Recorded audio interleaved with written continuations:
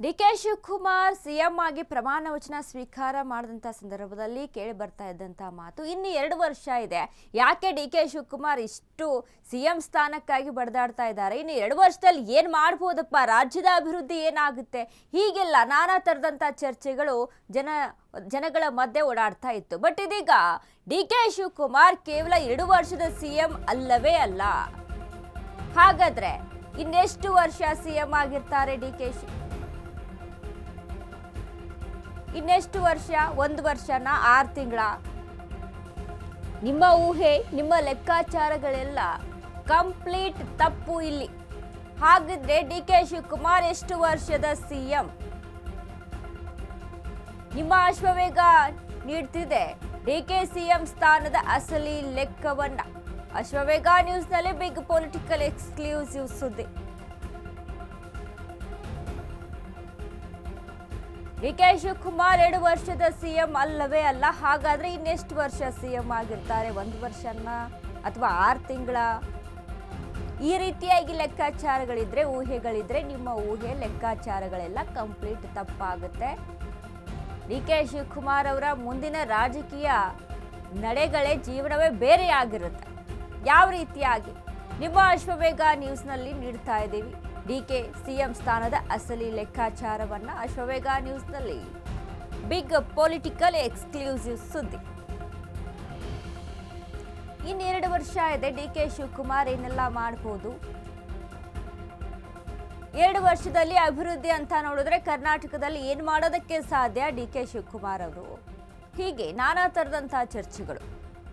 ಬೆಂಗಳೂರು ವಿಚಾರಕ್ಕೆ ಸಂಬಂಧಪಟ್ಟಂತೆ ಕೇವಲ ಬೆಂಗಳೂರು ಸಿಟಿಯನ್ನ ಮಾತ್ರ ತೆಗೆದುಕೊಂಡ್ರೆ ಬೆಂಗಳೂರಿನಲ್ಲೇ ಏನು ಮಾಡೋದಕ್ಕೆ ಸಾಧ್ಯ ಆಗುತ್ತಪ್ಪ ಡಿಕೆ ಶಿವಕುಮಾರ್? ಇನ್ನು ಅದನ್ನು ಹೊರತುಪಡಿಸಿ ಇಡೀ ಕರ್ನಾಟಕದಾದ್ಯಂತ ಏನು ಮಾಡಬಹುದು 2 ವರ್ಷದಲ್ಲಿ ಅಂತ ಚರ್ಚೆ ಆಗ್ತಾ ಇತ್ತು. ಬಟ್ ಡಿಕೆ ಶಿವಕುಮಾರ್ 2 ವರ್ಷದ ಸಿಎಂ ಅಲ್ಲವೇ ಅಲ್ಲ.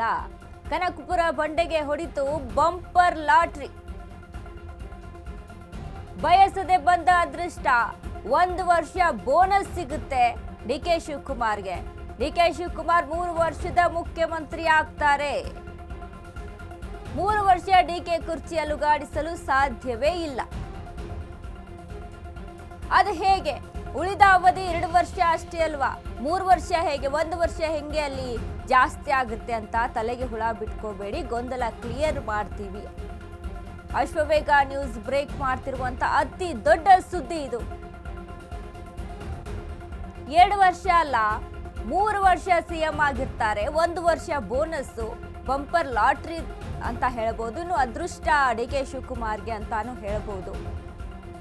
ಯಾಕೆ ಅಂತ ಅಂದ್ರೆ ಅದ್ರ ಬಗ್ಗೆನೂ ಕೂಡ ಕ್ಲಾರಿಟಿಯನ್ನ ಕೊಡ್ತೀವಿ. 1 ವರ್ಷ ಹೇಗೆ ಬೋನಸ್ ಸಿಕ್ಕಂತಾಯ್ತು ಡಿಕೆ ಶಿವಕುಮಾರ್? 2 ವರ್ಷ ಮಾತ್ರ ಅಲ್ವಾ, 3 ವರ್ಷ ಹೇಗೆ ಸಿಎಂ ಆಗಿರ್ತಾರೆ? ರಾಜಕೀಯದಲ್ಲಿ ಈಗ ಒಂದು ಪಕ್ಷ ಆಡಳಿತಕ್ಕೆ ಬಂತು ಅಂತ ಅಂದಾಗ, ಒಂದು ಸರ್ಕಾರ ಇದೆ ಅಂತ ಅಂದಾಗ 5 ವರ್ಷನೇ ಅಲ್ವಾ? ಈಗ ಆಲ್ರೆಡಿ ಸಿದ್ದರಾಮಯ್ಯ 3 ವರ್ಷ ಕಂಪ್ಲೀಟ್ ಮಾಡಿದ್ದಾರೆ. ಇನ್ನು 2 ವರ್ಷ ಇರುವಂಥದ್ದು ಅದು ಡಿಕೆ ಶಿವಕುಮಾರ್ ಪಾಲಿಗೆ ಇದೆ. ಇದು ಹೇಗಪ್ಪ ಇನ್ನು 1 ವರ್ಷ ಎಕ್ಸ್ಟ್ರಾ ಅಂತ ಅಂದರೆ 6 ವರ್ಷನ ಈ ಬಾರಿ ಸರ್ಕಾರದ ಅವಧಿ ಅಂತ ನೀವೆಲ್ಲ ಯೋಚನೆ ಮಾಡ್ಬೋದು. ಗೊಂದಲಗಳಿರ್ಬೋದು. ತಲೆಗೆ ಹುಳ ಬಿಟ್ಕೊಳ್ಳುವಂಥ ಅವಶ್ಯಕತೆ ಇಲ್ಲ. ಇದ್ರ ಬಗ್ಗೆನೂ ಕೂಡ ಕ್ಲಿಯರ್ ಆಗಿ ಹೇಳ್ತೀವಿ ಯಾಕೆ ಅಂತ.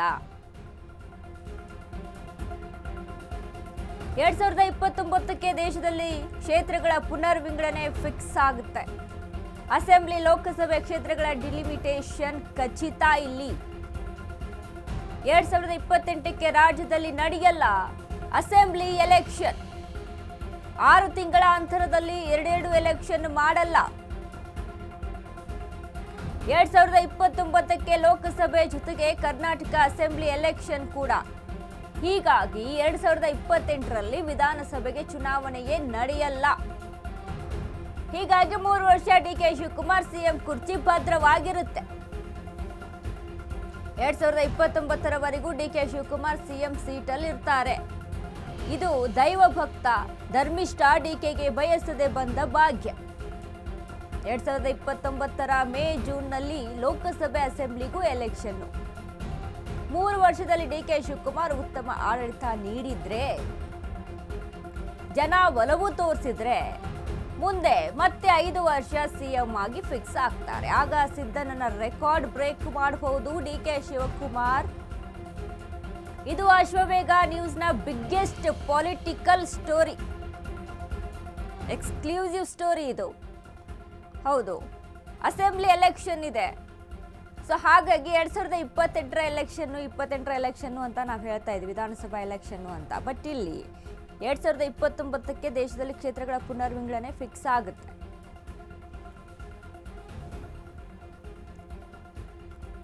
ಈ ಬಗ್ಗೆ ಮತ್ತಷ್ಟು ಅಪ್ಡೇಟ್ಸ್ ಅನ್ನ ಕೊಡ್ತಾರೆ ನಮ್ಮ ಪ್ರತಿನಿಧಿ ವಿವೇಕ್. ವಿವೇಕ್, ಇದೀಗ ರಾಜಕೀಯ ಅಂತ ಬಂದಾಗ ನೋಡಿ, ಡಿ.ಕೆ. ಶಿವಕುಮಾರ್ಗೆ ಬಯಸದೆ ಬಂದ ಭಾಗ್ಯನ ಇದು ಅಂತ ಅನ್ಸುತ್ತೆ. ಯಾಕಂದ್ರೆ 3 ವರ್ಷ ಸಿಎಂ ಆಗಿರ್ತಾರೆ ಅಂತ ಇರುವಂತ ಎಲೆಕ್ಷನ್ ವಿಚಾರಕ್ಕೆ ಸಂಬಂಧಪಟ್ಟಂತೆ ಏನೆಲ್ಲ ಅಪ್ಡೇಟ್ಸ್ ಇದೆ ವಿವೇಕ್? ಎಸ್ ವನಿತಾ, ಈಗಾಗಲೇ ಮನೆ ಅಷ್ಟೇ ನೂತನವಾಗಿ ಮುಖ್ಯಮಂತ್ರಿ ಆಗಿರುವಂತಹ ಡಿ.ಕೆ. ಶಿವಕುಮಾರ್ ಅವರಿಗೆ ಇನ್ನು 2 ವರ್ಷಗಳ ಕಾಲ ಅವಧಿ ಬಾಕಿ ಇದೆ ಅನ್ನುವಂತ ಈಗ ಒಂದು ವಿಚಾರ ಮುನ್ನೆಲೆಗೆ ಬರ್ತಾ ಇರ್ತಕ್ಕಂಥದ್ದು ಏನಂದ್ರೆ, ಪ್ರಮುಖವಾಗಿ ಈಗಾಗಲೇ ಒನ್ ನೇಷನ್ ಒನ್ ಎಲೆಕ್ಷನ್ ಅನ್ನೋ ಕನಸನ್ನ ಈಗಾಗಲೇ ಕೇಂದ್ರ ಸರ್ಕಾರ ಹೊಂದಿರತಕ್ಕಂಥದ್ದು. ಅದು ಮುಂದಿನ ಚುನಾವಣೆ ಅಷ್ಟೊತ್ತಿಗೆ ಜಾರಿಗೆ ತರಬೇಕು ಅನ್ನೋ ಒಂದಿಷ್ಟು ಲೆಕ್ಕಾಚಾರದಲ್ಲಿದೆ. ಜೊತೆಗೆ ಈಗಾಗಲೇ ಕ್ಷೇತ್ರ ಮರು ವಿಂಗಡಣೆ ಆಗಿರ್ಬೋದು, ಡಿಲಿಮಿಟೇಷನ್ ಆಗಿರ್ಬೋದು, ಎಲ್ಲವನ್ನು ಕೂಡ ಮಾಡಬೇಕು. ಜೊತೆಗೆ ಮಹಿಳಾ ಮೀಸಲಾತಿಯನ್ನು ಕೂಡ ನಾವು ಇಂಪ್ಲಿಮೆಂಟ್ ಮಾಡಬೇಕು ಅನ್ನೋ ಒಂದಿಷ್ಟು ಲೆಕ್ಕಾಚಾರದಲ್ಲೂ ಕೂಡ ಅಷ್ಟೇ ಕೇಂದ್ರ ಸರ್ಕಾರದವರು ಇದ್ದಾರೆ.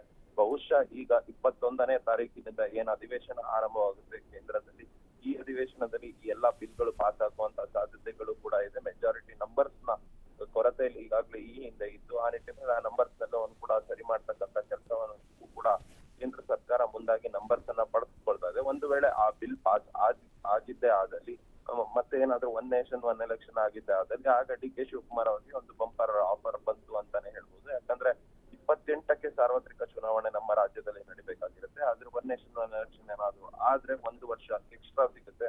ಅಲ್ಲಿಗೆ 2023, ಅಲ್ಲಿಗೆ ಡಿ.ಕೆ. ಶಿವಕುಮಾರ್ ಅವರಿಗೆ 3 ವರ್ಷ ಸರ್ಕಾರ ನಡೆಸೋದಕ್ಕೆ ಚಾನ್ಸ್ ಸಿಕ್ಕಂತೆ ಆಗುತ್ತೆ. ಜೊತೆಗೆ ಒಂದು ವೇಳೆ ಈಗಾಗಲೇ ಒಂದು ಕನಸನ್ನ ಕೂಡ ಹೊಂದಿದ್ದಾರೆ ಡಿ.ಕೆ. ಶಿವಕುಮಾರ್ ಅವರು. 2028ಕ್ಕೆ ಮತ್ತೆ ನಾವೇ ಅಧಿಕಾರಕ್ಕೆ ಬರಬೇಕು, ಅಧಿಕಾರದ ಚುಕ್ಕಾಣಿಯನ್ನ ಹಿಡಿಬೇಕು ಅನ್ನೋ ಒಂದಿಷ್ಟು ಲೆಕ್ಕಾಚಾರದಲ್ಲೂ ಈಗಲಿಂದಾನೆ ಕೆಲಸ ಮಾಡೋದಕ್ಕೆ ತಯಾರಿಯನ್ನ ಮಾಡ್ಕೊಂಡಿದ್ದಾರೆ ಡಿ.ಕೆ. ಶಿವಕುಮಾರ್ ಅವರು. ಅದೇ ರೀತಿ ಏನಾದ್ರೂ ಒಂದು ವೇಳೆ ಏನಾದ್ರೂ ಕಾಂಗ್ರೆಸ್ ಅಧಿಕಾರಕ್ಕೆ ಬಂದ್ರೆ ಮತ್ತೊಮ್ಮೆ ಅಲ್ಲಿಗೆ ಡಿ.ಕೆ. ಶಿವಕುಮಾರ್ ಅವರು 8 ವರ್ಷಗಳ ಕಾಲ ಅಧಿಕಾರದಲ್ಲಿ ಇರ್ತಾರೆ ಅಂತಾನೆ ಹೇಳ್ಬೋದು. ಆದ್ರೆ ನಿಜಕ್ಕೂ ಕೂಡ ಇದೆಲ್ಲವೂ ಆಗುತ್ತಾ, ಡಿಲಿಮಿಟೇಷನ್ ಬಿಲ್ ಪಾಸ್ ಆಗುತ್ತಾ ಅನ್ನೋದು ಕೂಡ ಒಂದ್ ಕಡೆ ಕುತೂಹಲ. ಆದ್ರೆ ಆದಲ್ಲಿ 3 ವರ್ಷಗಳ ಕಾಲ ಖಚಿತವಾಗಿ ಮುಖ್ಯಮಂತ್ರಿಯಾಗಿ ಮುಂದುವರೋದ್ರಲ್ಲಿ ನೋ ಡೌಟ್ ಅಂತಾನೆ ಹೇಳ್ಬೋದು. ಥ್ಯಾಂಕ್ ಯು ವಿವೇಕ್, ನಿಮ್ಮೆಲ್ಲ ಅಪ್ಡೇಟ್ಸ್ಗೆ. ನೋಡಿ, ಈಗಾಗಲೇ ಕೇಂದ್ರದಲ್ಲಿ ಬಿಜೆಪಿ ಕೂಡ ಕಸರತ್ತನ್ನು ನಡೆಸ್ತಾ ಇದೆ. ಯಾಕಂದರೆ ಬಿಲ್ ಪಾಸ್ ಮಾಡಬೇಕು ಅಂತಂದರೆ ಅವ್ರಿಗೂ ಅಷ್ಟು ಜನಸಂಖ್ಯೆ ಅವ್ರಿಗೂ ಅಷ್ಟು ಅಭ್ಯರ್ಥಿಯ ಸಂಖ್ಯೆ ಬೇಕಲ್ವಾ? ಆ ಒಂದು ನಿಟ್ಟಿನಲ್ಲಿ ಕೂಡ ಕಸರತ್ತನ್ನು ನಡೆಸ್ತಾ ಇದೆ ಬಿಜೆಪಿ ಸಹಿತ.